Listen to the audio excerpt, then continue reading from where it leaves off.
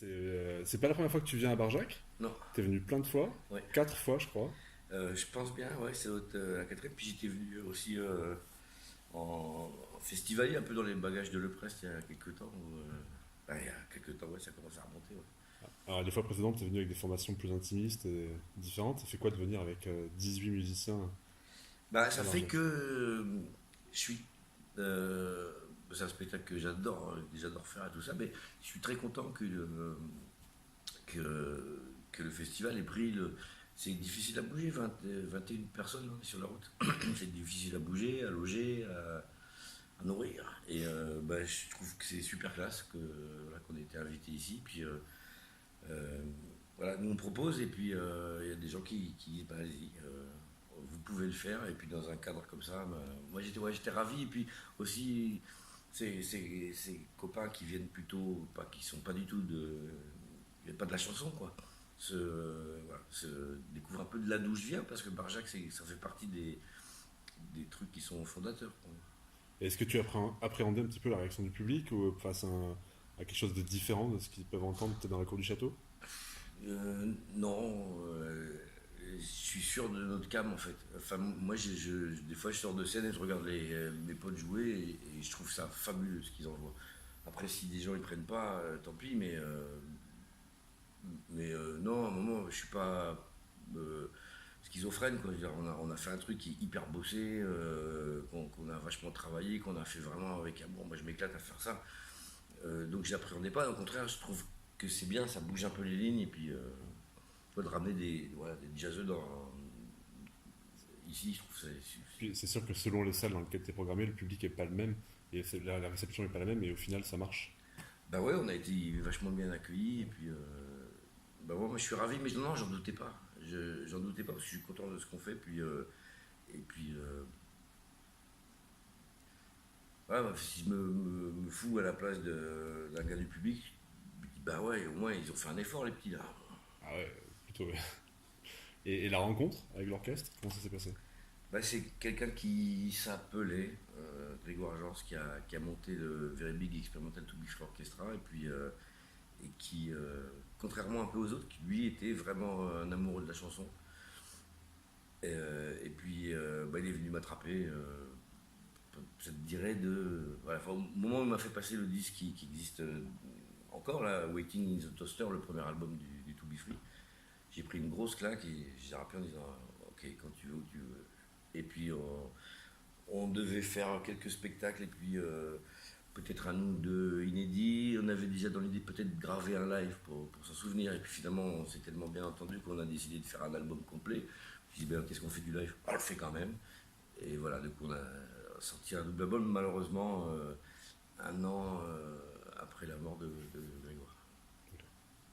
Et ça continue à tourner.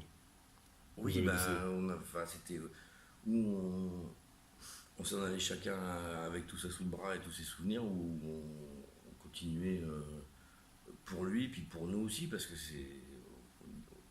on a eu plein de trucs, et puis voilà, un petit Greg,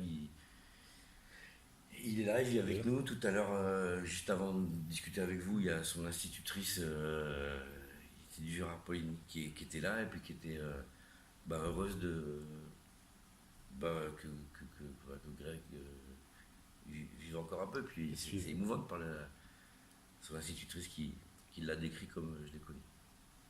Et la formation avec laquelle tu as joué hier, c'est la formation initiale avec laquelle le projet a commencé?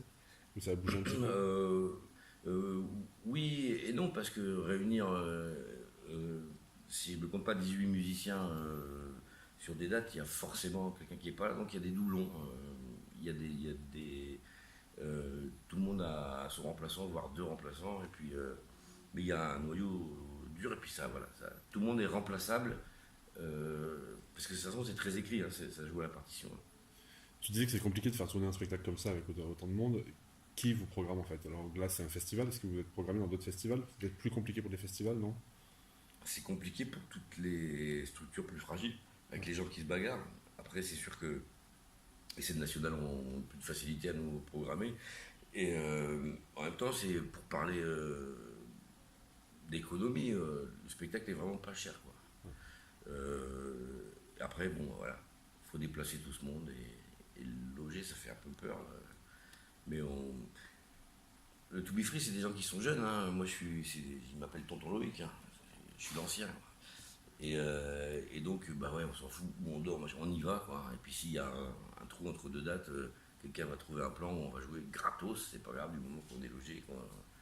Et bah, comme au début, comme à mes débuts, ça a un super vent de fraîcheur, quoi, cette équipe-là. Donc cette formule continue, et en parallèle, il y aura, tu vas retourner tout seul avec ton vieux complice François François, oui, bien sûr. sur d'autres scènes. On a remis un petit peu déjà le couvert, on est très content de ce qu'on a fait, puis on se marre bien.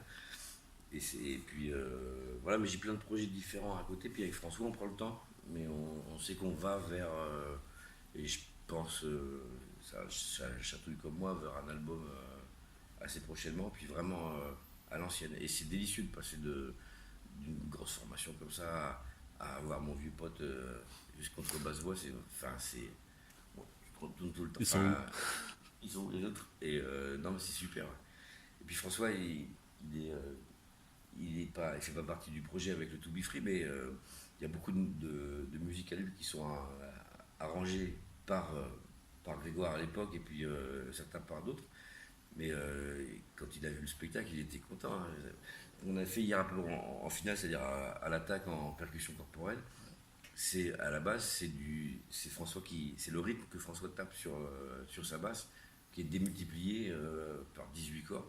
Grégoire était aussi spécialiste carrément de percussion corporelle. Il était la musique balinaise, le gamelan, tout ça. Enfin, il était carrément au top là-dessus. Et donc il a arrangé, voilà. Et donc François, de toute façon, il fait partie du truc quand même, parce que bah, on est liés. C'est intéressant ce que je dis. Très. Très. Tu te souviens de ta première participation à Barjac, ta première programmation à Barjac? Et en tout cas, ou alors ce que tu t'es dit en te disant tiens, ça y est, je suis à Barjac, je suis programmé. Non, je me souviens de Barjac, encore une fois, j'y suis venu sans.